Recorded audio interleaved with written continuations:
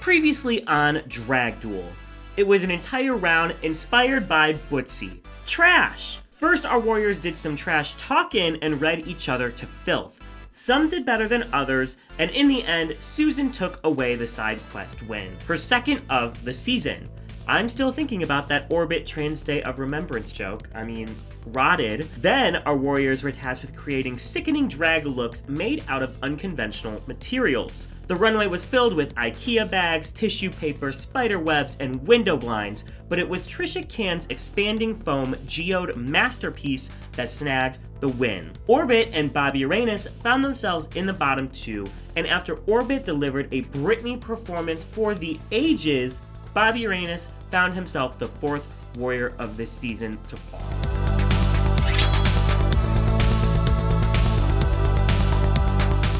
Happy Halloween from Drag Duel. I'm Derek. My name is ZELDAVOX. My name is BUCY, dressed as a loofah. And welcome back to Drag Duel, the show that didn't think far enough ahead to have a Halloween special. Your new favorite online drag competition where our warriors are competing for a grand prize of $2,500. Courtesy of the Drag Detective, as well as a $75 lash package courtesy of LashCore. If you would like to contribute to the Drag Duel prize package, please email us at dragduelofficial@gmail.com. Our warriors survived their trash walk-in challenge, and after Bobby URANUS took the back exit, we're now down to our final 8 competitors. Let's see how our warriors are doing regarding the last week's elimination and how they feel about the results. Honestly, I was a little shocked. Not shocked, to be safe. Because, honestly, a lot of people had a really good week. And at the end of the day, Trisha won and I'm happy and I don't want to take anything away from her. But I feel like I tore. I was so proud of what I constructed. I feel like if you gave anyone else in this cast IKEA bags, not a single person would have made what I did. Am I mad about being safe? Honestly, no, because any week here is a week to be here and a week to showcase my drag and my artistry. I am so excited. I finally feel like now I have a place in this competition. I feel like the other competitors are now going to start realizing that, I may have started off rocky, but that was just then. That's not going to be happening again. I'm putting my all in. I'm getting as much help as I can to make sure that I am doing the prompts as well as I can. For the unconventional materials challenge, I thought I was gonna win, but I completely get Trisha's win. I think she had the most creative look, so I'm happy with a high placement. I'm glad that some people think I was robbed, but I think I was given a win when a lot of people thought I didn't deserve it, so I think it evens out. Obviously, I don't like that now I have a bottom placement in my history in the competition, but I feel good about it because I was able to show off that lip sync. So I guess overall I feel neutral about it, but still. So I worked really hard to try and win this because I know everyone else was working really hard, and losing, it sucks. I feel shitty about myself because if that's me at my best and I still can't win, I don't think I belong here. I'm not the type that would tear down Trisha's win because I think it was a good look, but I think, it could have been a triple win. I wouldn't have been mad. It's honestly really sad that Bobby's leaving.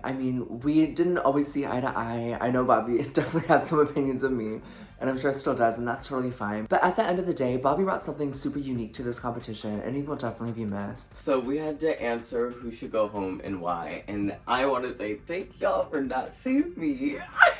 So when the question was asked who should go home tonight and why, there were 3 people that said my name, which was the biggest amount of votes next to Tyler. Titanic was very controversial this week. A lot of people do not live for Titanic the way I thought they were, and / I kind of do. I don't know. Titanic's look to me was not egregious. I think it was definitely crafty. I definitely think that it like, knowing what they could do, they could have elevated some parts, but that's why they weren't in the top, and that's why they were just safe, because I think that it was a more pleasing look to look at than some of the other looks. I don't think these votes were 100% valid, because the first vote was from Tyler, and I'm not really taking any look advice from Tyler, especially because his storyline contains of, from episode 1, just hate for European queens, so that one doesn't count. So then we had HYDRA. I think HYDRA was just happy that for once she had a look that was better received than my looks. So she just liked to kick me when I was already at the bottom. And I genuinely like Susan, so I'm gonna let that slide. I have like a love-hate relationship with Titanic, because whenever I speak to him, it's like, I don't think we're dissimilar as people, but he says and does some things that are really grating to me. Like I mentioned it, he would fully like message me saying, oh, congrats, like your look was the second best this week. And that feels like, I get it that he doesn't think that's rude, but it feels really rude, like complimenting someone in that way. And I'm annoyed by him ignoring challenge rules, like not even ignoring challenge rules. I think he has this thing where he thinks different equates to being good, and thinks he has to do something that no one else is doing for everything. But I think it's gonna, in the end, hinder him in the competition and like in life in general. I don't blame the people who said me. I perhaps blame myself for not saying Titanic. Listen, the week finished, I looked back over everything and I was like, Bobby, at least for how falling apart his look was, I was actually excited by his look. When I looked at Titanic's look, I felt disappointed, and I don't ever want to feel disappointed by drag. Drag should inspire something in you, and as I said, as much as you could literally see the plastic pieces coming off of Bobby as they walked down the runway, when I looked back at Titanic's, all I felt was meh. I was surprised that Orbit went down a laundry list of this person should go home, and this is the reason why, and like Orbit laid into Tyler. And I want to know what Tyler did to Orbit. No, I was not really surprised that Tyler also had 3 votes. No, actually I was surprised because I thought Tyler would get more votes than 3. Titanic saying my name, I don't care because I said Titanic's name, so it's tit for tat, it's fine. Orbit saying my name did not surprise me. She is the only person on the cast who I don't have any relationship with to speak of. Like, she's the only person who has never like DM'd me, like had an actual conversation with me. I want to say that Bobby saying my name was surprising, but it wasn't. It was just kind of disappointing. I feel like since the beginning, like since I found out there was another drag king in the competition, I've been like in his DMs like, yes, come on, like drag king solidarity, like come on, yeah, the boys, like let's go, we gotta do this together. Like we don't usually get airtime, we don't usually get representation, so like I want you and I to go as far as we can, do as well as we can, do it for the kings. He was like, yeah, but not really. I feel like kind of the whole competition he saw me as the direct competition because I was the other king. Instead of an alliance, it was kind of like he was competing against everybody, but he was secretly extra competing against me. So it was disappointing that like there wasn't that solidarity and that like brotherhood that I had wanted and sort of like tried to build with him. But at the same time, he was in the competition to be in the competition. I am in the competition to push myself and to make connections and to create community outside of my own little drag world here. So I don't blame Bobby, but I was a little bit sad to see that he didn't have that love for me that I had for him. So it was kind of wild in the group chat this week, I'm not gonna lie. Apparently Orbit and Rosa were both kind of talking about each other a few episodes ago, and it really got under Rosa's skin in particularly, a little bit under Orbit's, but like the two of them just started going at it. Now listen, Orbit and I didn't get into a tiff. Orbit was an evasive asshole, and I dragged her from here to next Monday. By the way, it's Monday today, whole week. Let's set the stage, right? Here is where the issue starts. I think a lot of us have been very open to getting criticism, to getting critiques. A lot of us like from one another. And a lot of us have not wanted to interact with that at all.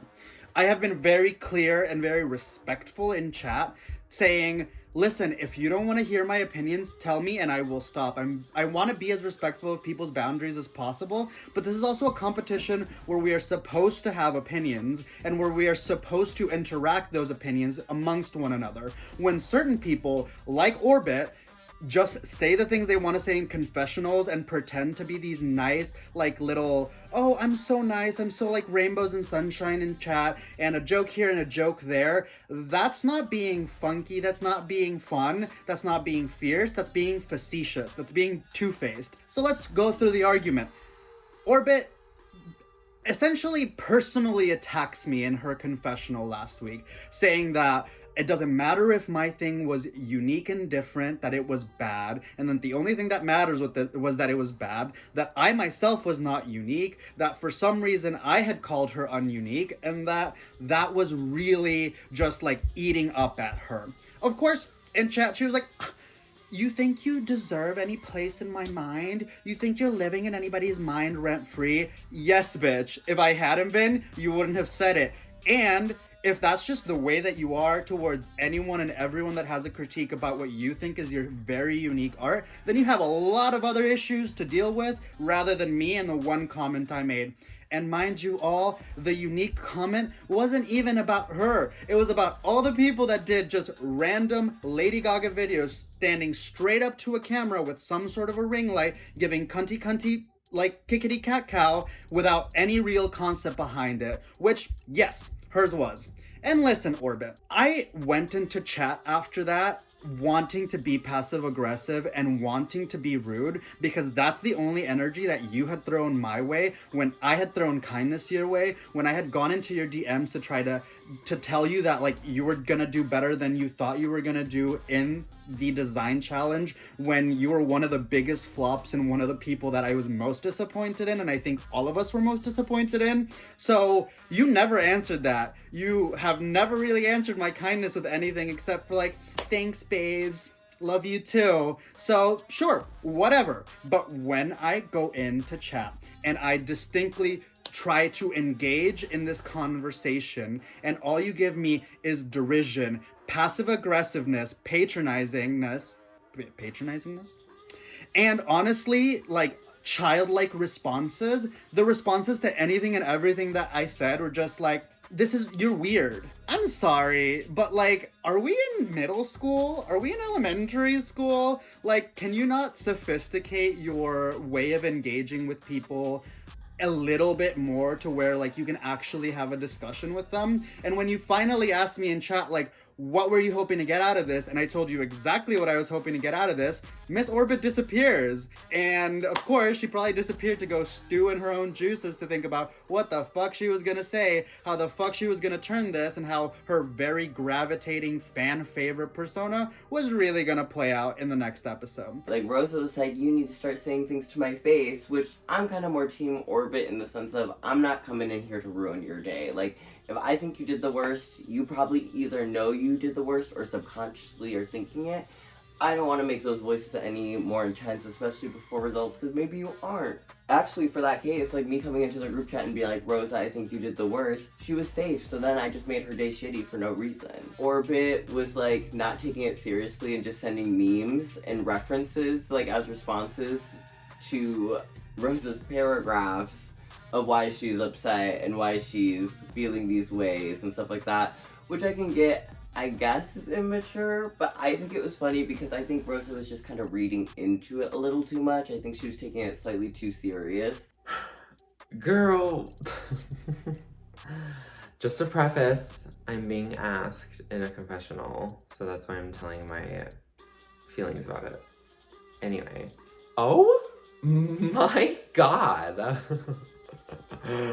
Oh my goodness, she was coming for me in the Discord, and I was like, hello, I am at work. What is this about? What is this about? What is all this about? I don't think what I said was that crazy, and I don't feel like I did anything wrong, so I was like, I don't care. I literally don't care. Afterwards, days and days and days and days and days go by. So like, in my mind, I'm like, okay, well, cool. I have an enemy that I'm not gonna talk to or anything. That's fine. It's not like I was conversating. I think it's converse. Just say talk. But yeah, no, it's not like I was chatting it up with you in the DMs beforehand. So in my mind, I'm kind of like, okay, I will talk to you less than I already do. So fierce. So listen, Orbit, you're the Valentina of the season, right? You don't love me, and I know. And I don't care, because I know that like when this comes out, the fan response is gonna be hating me, bringing me down, saying that I'm a cunt, and the fan response to you being an immature asshole is gonna be, oh, but Orbit's Orbit, and her personality, and her looks, and the this and the that, and you know that. You know that you're not gonna get the amount of shit that I'm gonna get. You know that you can say whatever the fuck you want, and it's gonna be broadcast and it's gonna be taken positively by the entire fan base. Those of us who have had the courage to speak about how the fans have treated us have done so in the most respectful manner, and you've taken what we said, spat in our faces, and continued to just be a girly pop. So yeah, Orbit, I know we apologized in the DMs, but here's me playing this shit up, because you know what?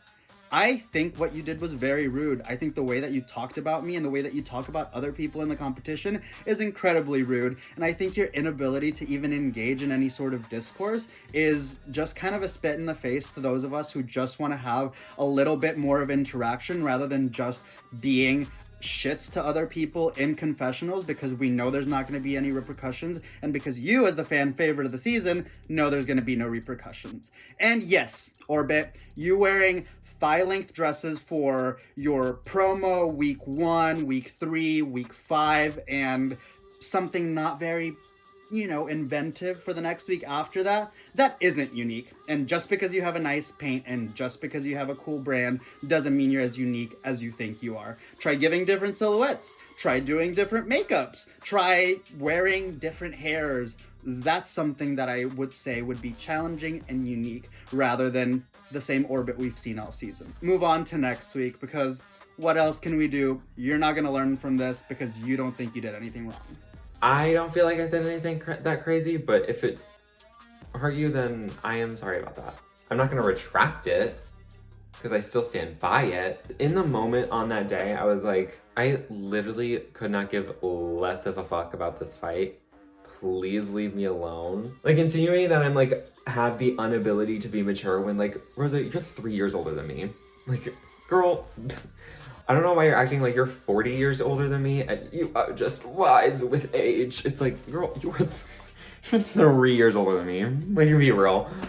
I'm like, okay, yeah, I'm just such a fucking idiot. I am such an immature idiot with the IQ of 0, sure, queen. You live in my brain rent-free, and I'm gonna go home and piss myself and cry. Like, I like did not care. I'm nobody's therapist. It's not my job to analyze, but it does feel a little bit like Rosa's projecting some insecurity about how she's being perceived, and she's blaming Orbit unnecessarily because Orbit is a fan favorite.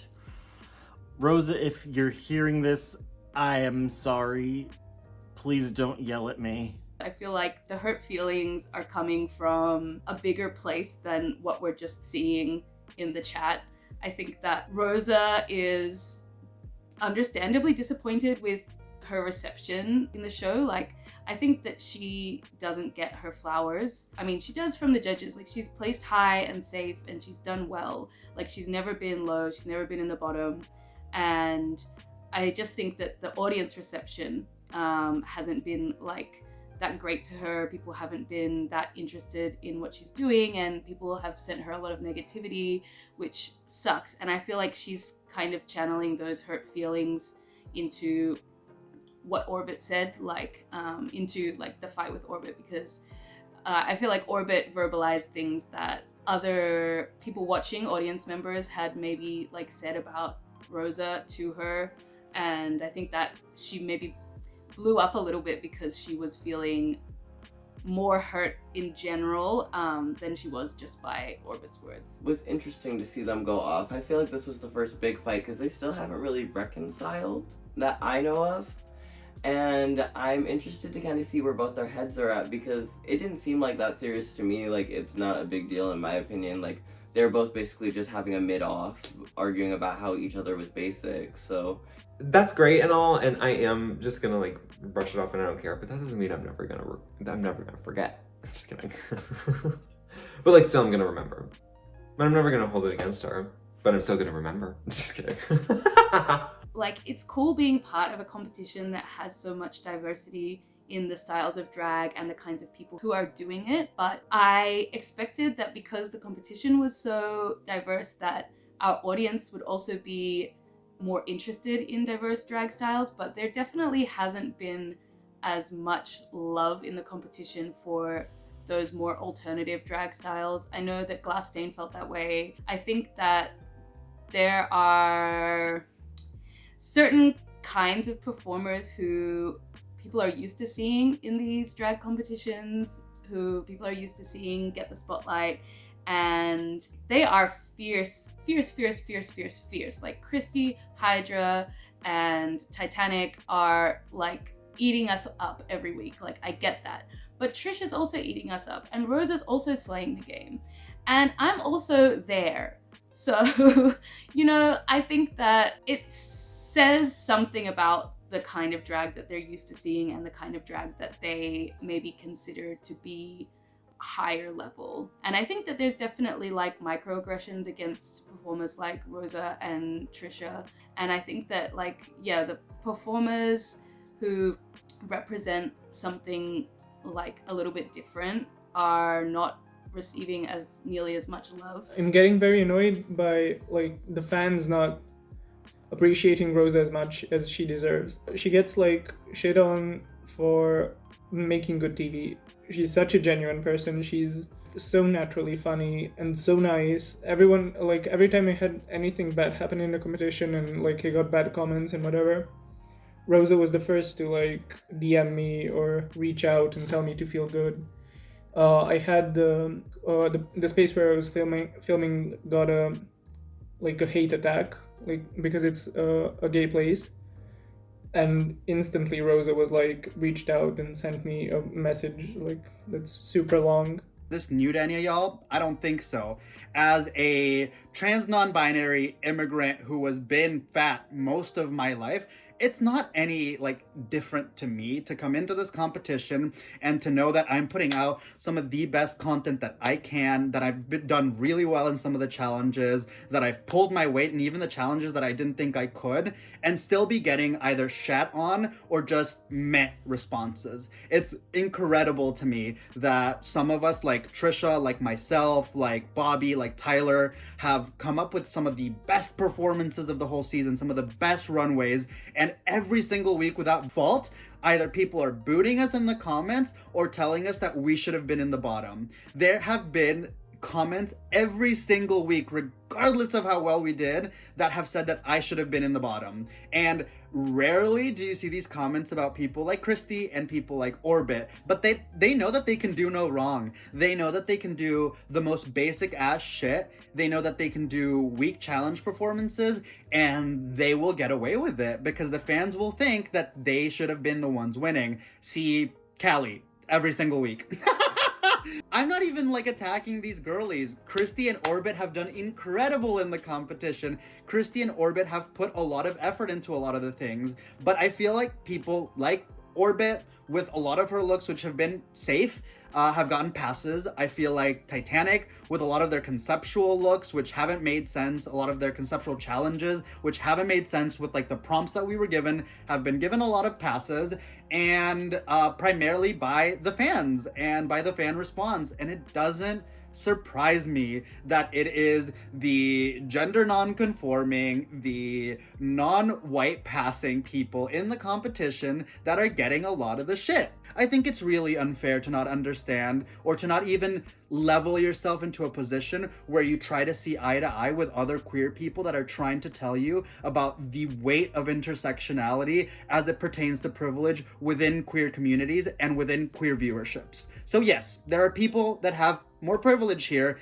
and they have gotten a fan response that has been more favorable and that has put them in better lights. And do I sound like a droning bitch? Absolutely, but it's how I feel.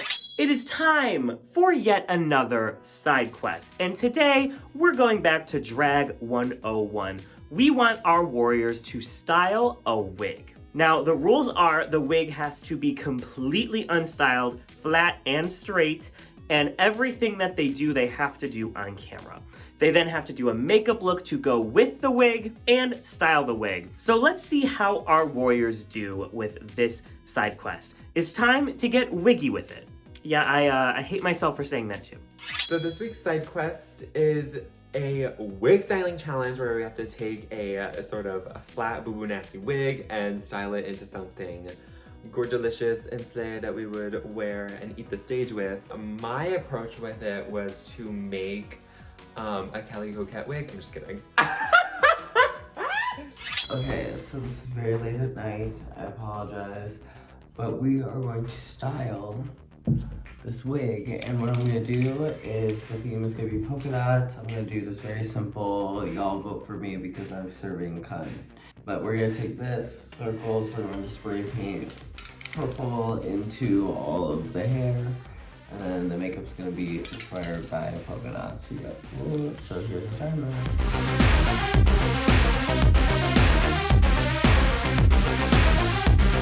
Honestly, turned out super cute. You know, some purple and white. All the people in the comment have been saying purple is my color, so thank you.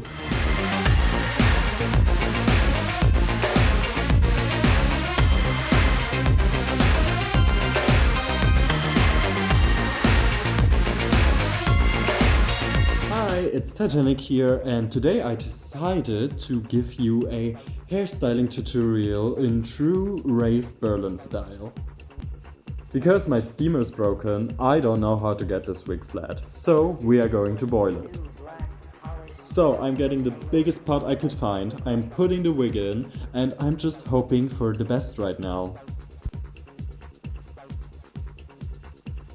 So at this point the wig is as straight as I am, not, so we are going to use an iron. I'm using all the steam, look at this wig, it's boiling, and now it's finally flat. Now I'm starting to tease the shit out of this wig. I'm going to cut it, I'm giving it volume, and I'm going to try to accomplish a teased, drag, 80s, mullet, some kind of vibe.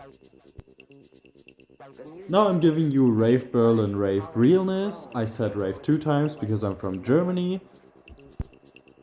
Let's just pop a lot of color with this lip gloss on your face, but there's one thing that is missing if you want to get into Berghain. You also need fucking black. So where's the black, where's the black, where's the black? There's the black. Oh yes, get that fucking black in there, bitch. And here is the look.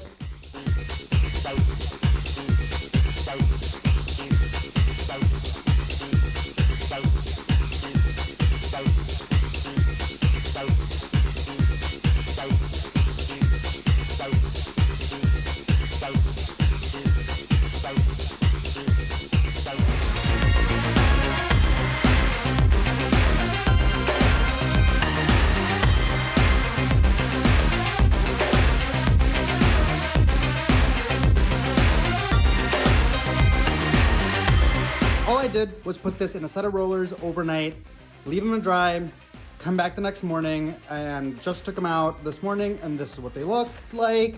I also, before I put them up into rollers, I sewed in just a little bit of like a bump it right there, so that it would give it a little bit of volume just starting off. So yeah, and this is what we're starting with, and we're gonna go from here. So let's get to it.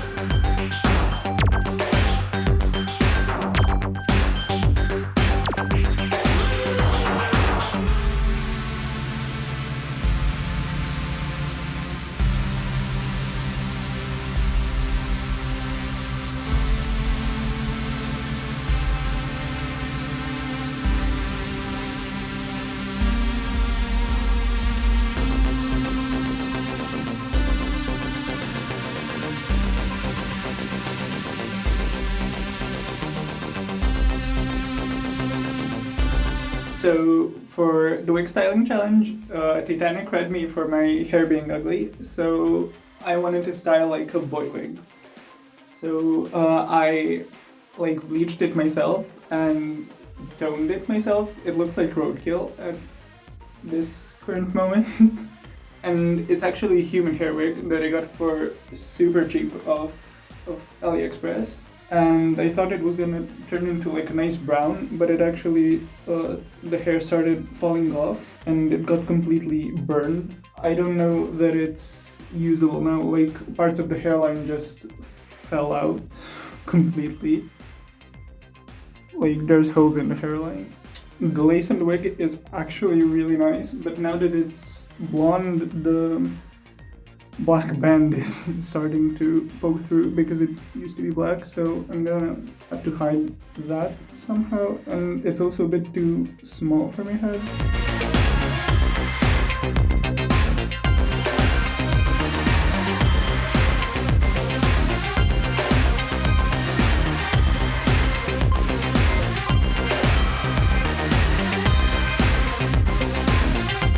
Hello, this is Susan.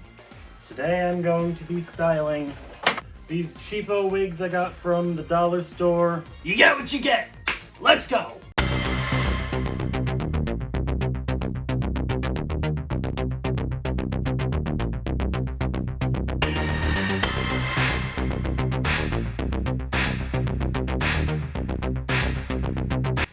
She's bald!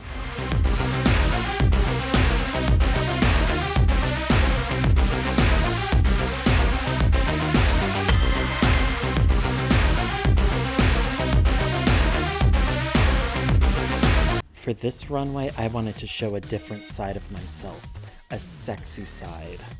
This look is inspired by the car accident that killed Princess Diana and the guy in the Titanic movie that hit that pillar on the way down when the boat was sinking. I always thought that part was the hottest part of the movie. Well, I'm done. Bye. Hey, do you have a rather nasty wig like this? Hard front, visible tracks, that's just in dire need of style. And this is the tutorial for you. So what you're gonna do is you're gonna put it on the block, and you should have one, and if you don't, kill yourself. But if you do, see, you put on the block, do you see that? Isn't she just darling? We're just gonna take it section by section. Don't block it down, don't pin it in. And then we're just gonna give up and give it a scrunchie, a nice green to complement the orange. And we're just gonna take it all to one side and give it a good side pony, low. Side, low pony. And you're gonna want to not know how to tie hair up in a ponytail. Make sure there's also a little bit of a blood stain on it, on your scrunchie, because otherwise it won't work. Oh, and if you want some extra pizzazz, you can take another hair tie and just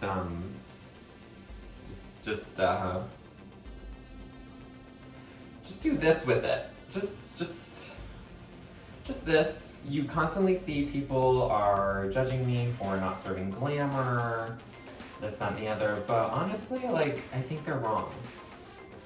And now let's try it on. So when you want to try on a wig like this, you're just gonna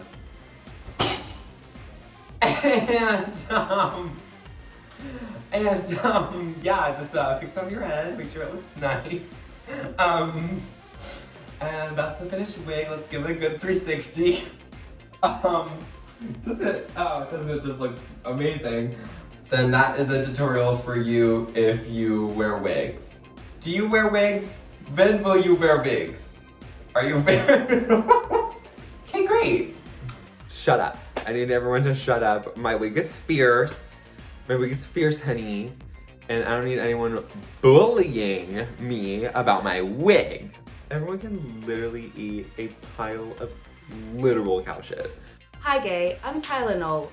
Today I am going to teach you how to style a wig with absolutely no hairspray. No hairspray and no glue. I know that sounds crazy, but trust me, I have been a wig styling expert for 12.5 minutes, and I know exactly what I'm doing. First of all, we're gonna take our lovely wig, gorgeous isn't she, and we're gonna stick her onto our decapitated head. Here she is. She's looking a little worse for wear. It's asymmetrical. It's, you know, it's giving something. I don't know what it's giving, but it needs a little help, right? It needs a little freshening up, and we can do that without making it all crunchy like Hydra's wigs. So, first of all, you're gonna get yourself a big flat brush like this, and we're just gonna brush through it just to make sure that she's all nice and flat and straight, and she's ready to be styled. Once you've used your flat brush, that's when you're gonna wanna get your teasing brush, this little scalp brush. I'm just gonna, once again, go through the hair, but this time with the scalp brush. It makes a big difference. So we're just gonna brush, brush, brush. Now we are ready for the really fun part. We are going to take this big brush here, and we're gonna do something really crazy. So instead of just, you know, brushing it, we're gonna brush it. We're still gonna brush it. We're gonna brush it, but it's different because the brush is different. So we're getting a different kind of brush into this wig, which I think is really stylish, and you can see the flatness really coming out now, and that's what we want. We love a flat wig. Hashtag justice for CALLI-COQUETTE.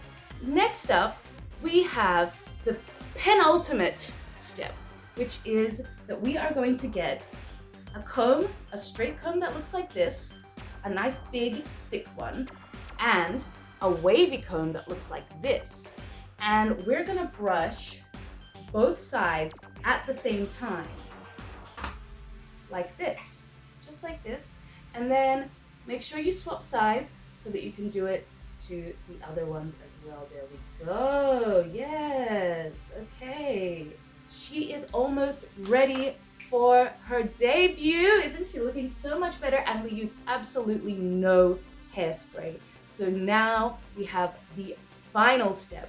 We are going to stick a beautiful hairpin just, oh, look at that. Oh, period. Isn't she incredible? Doesn't she look divine? Okay. Fuck. And here she is on my head, period. Let's do some posing. Get this fucking thing here. Work, mama. Yes, slay. Ooh, whip it around. Oh, fuck. Anyway, hope you enjoyed the tutorial, guys. See you next time. I hope that a lot of them have their commissions closed, because those wigs were something.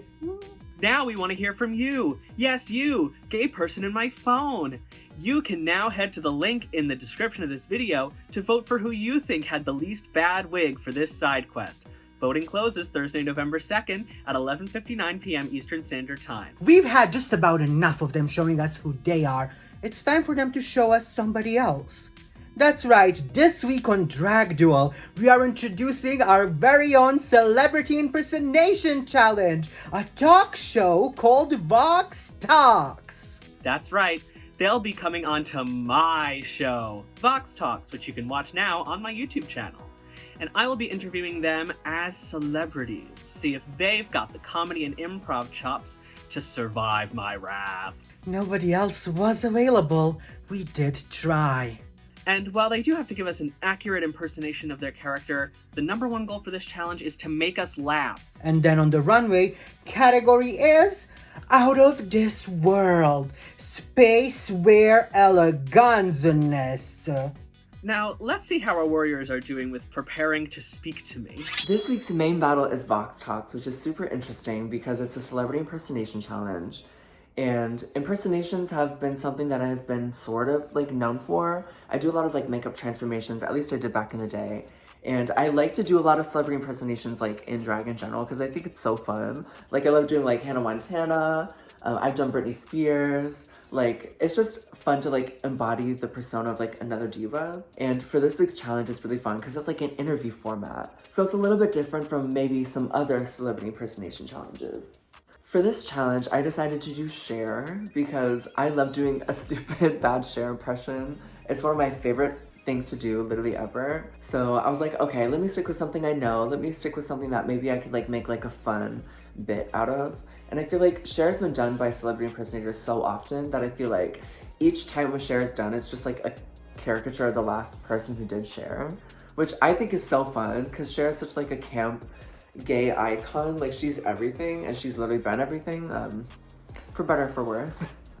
And going into this challenge, I feel pretty confident, but I feel like once you're in that Zoom call, sometimes things can get a little woo, and then I don't know, but hopefully we pull through. We just want to make good TV here.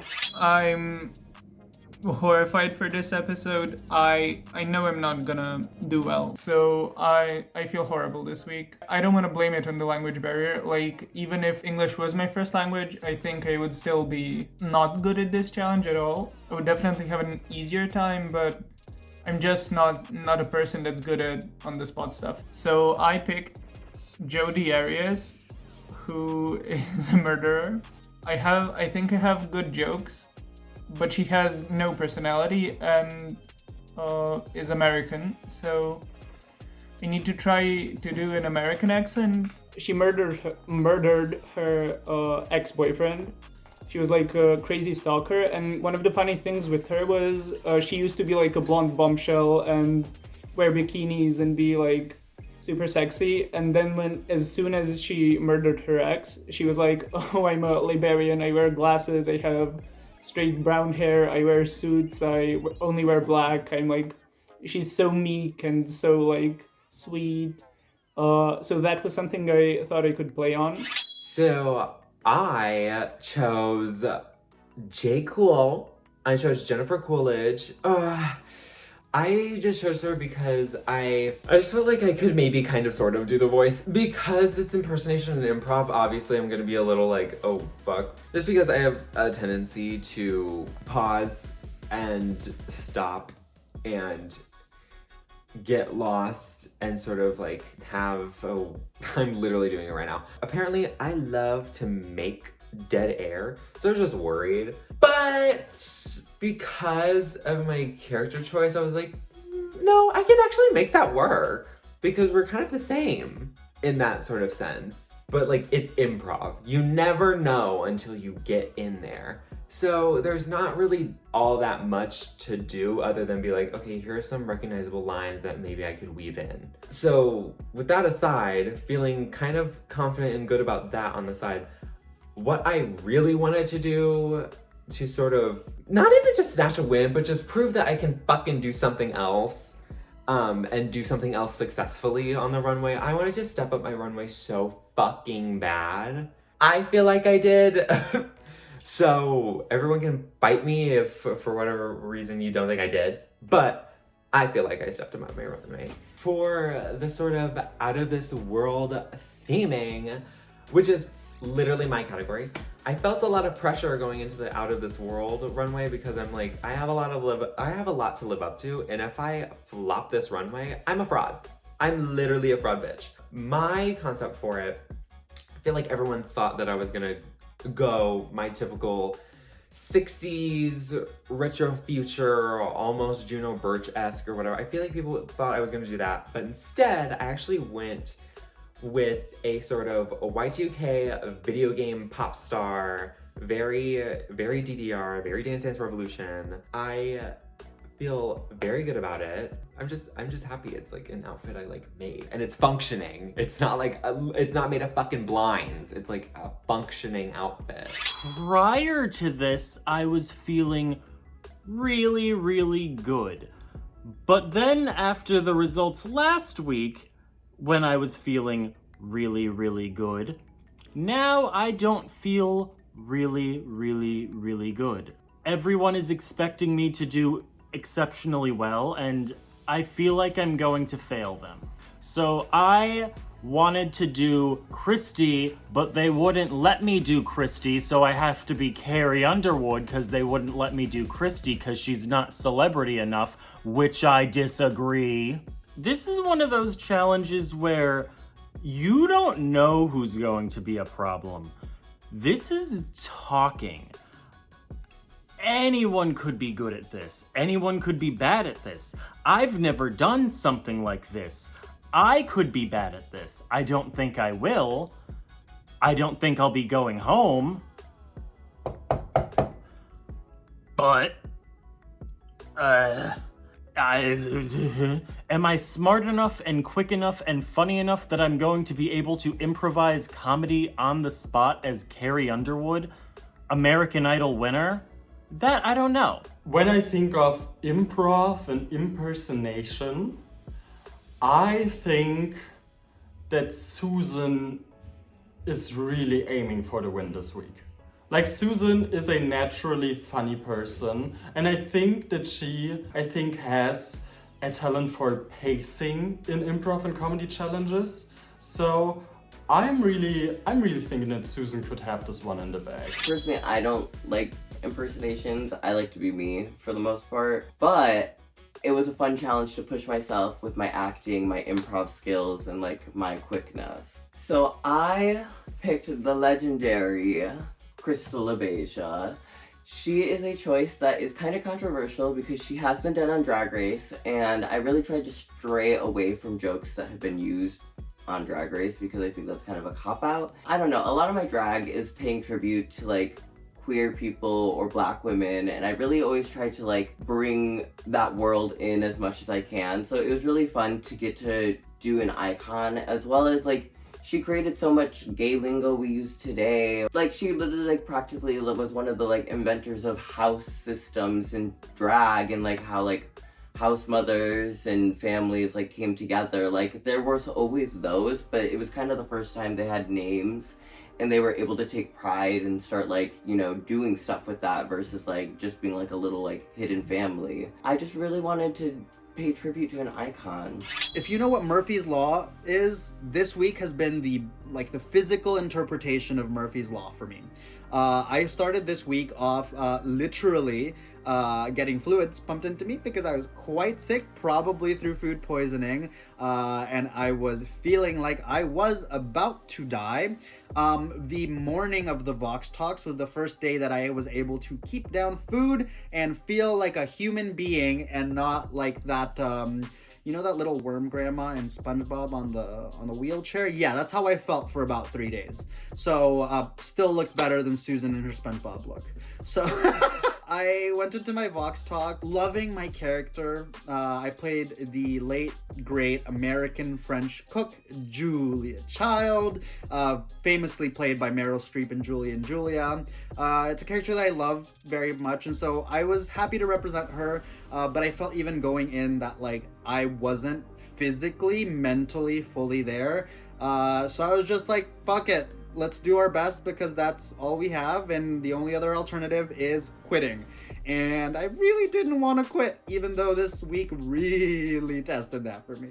I'll get a little personal because honestly, I feel really defeated. I'm the most proud of like my work ethic in drag. I know that I'm not the most creative.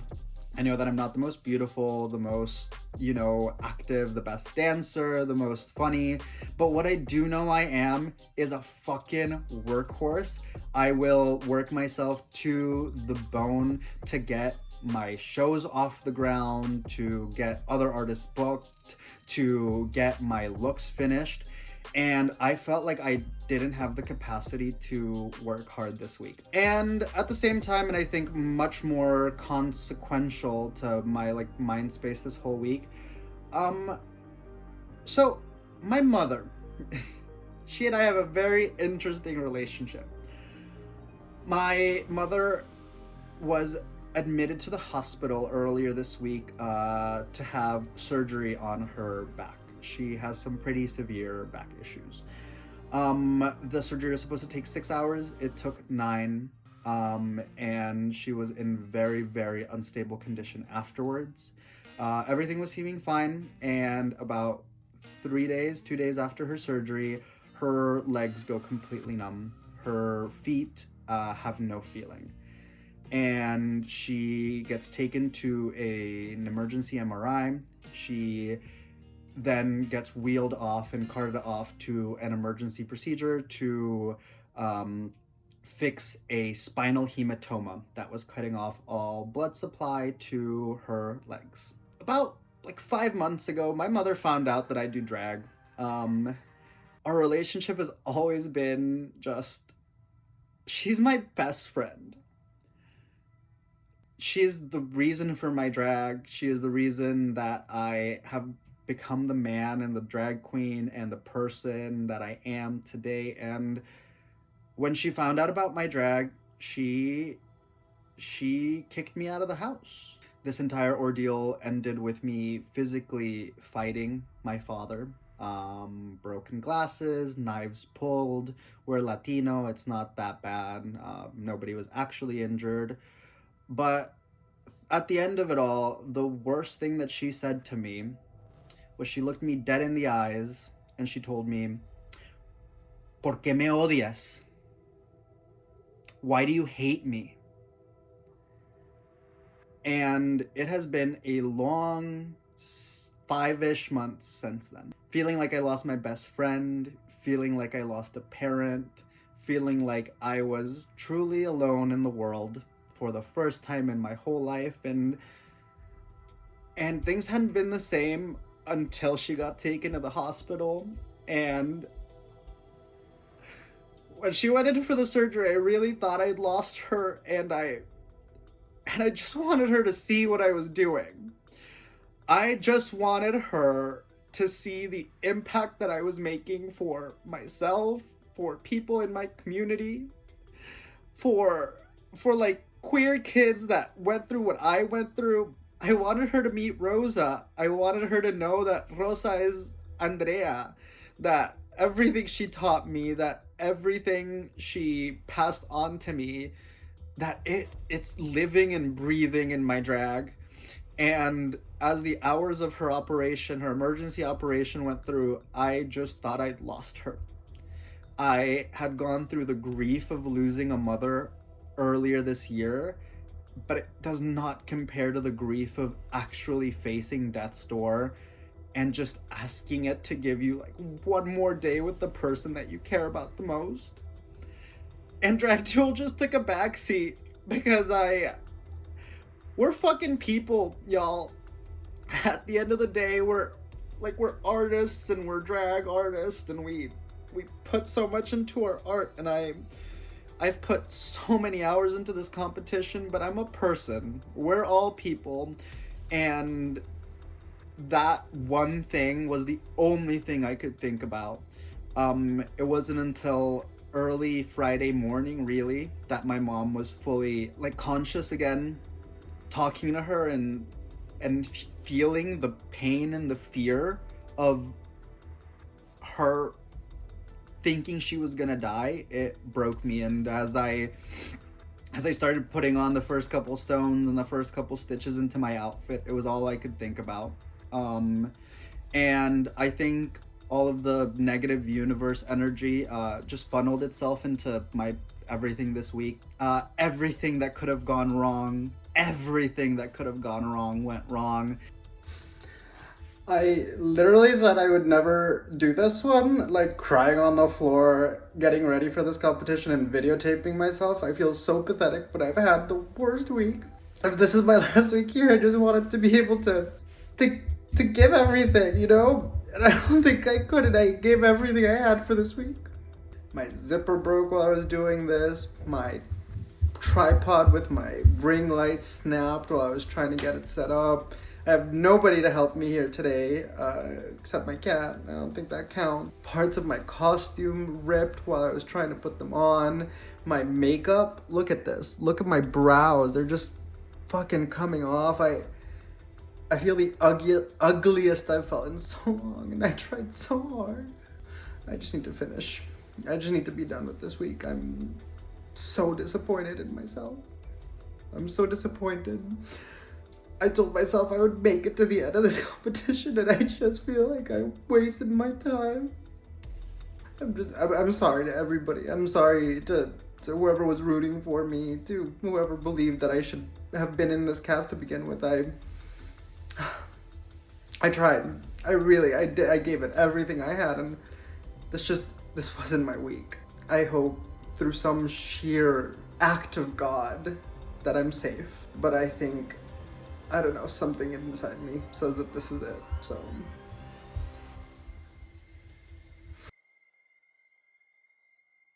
As you can see, everyone's a little on edge because nobody wants to be the next one to go.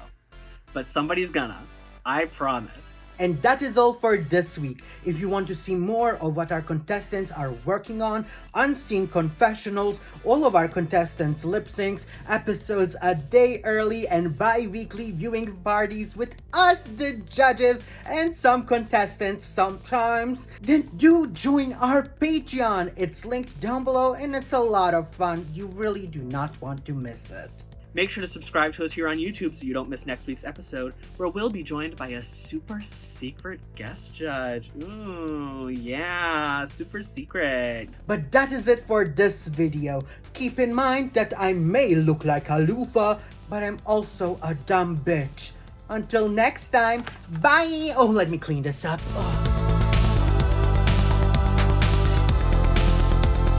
Special thanks to our patrons Woodcrafted Essentials, Michael Crookshank, and Keone.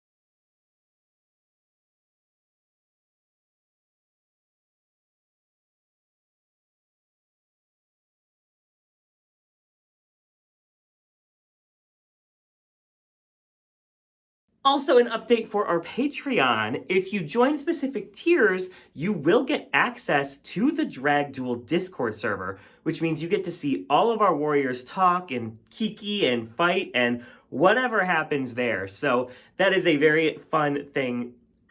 So if that's an interest to you, our Patreon link is in the description below.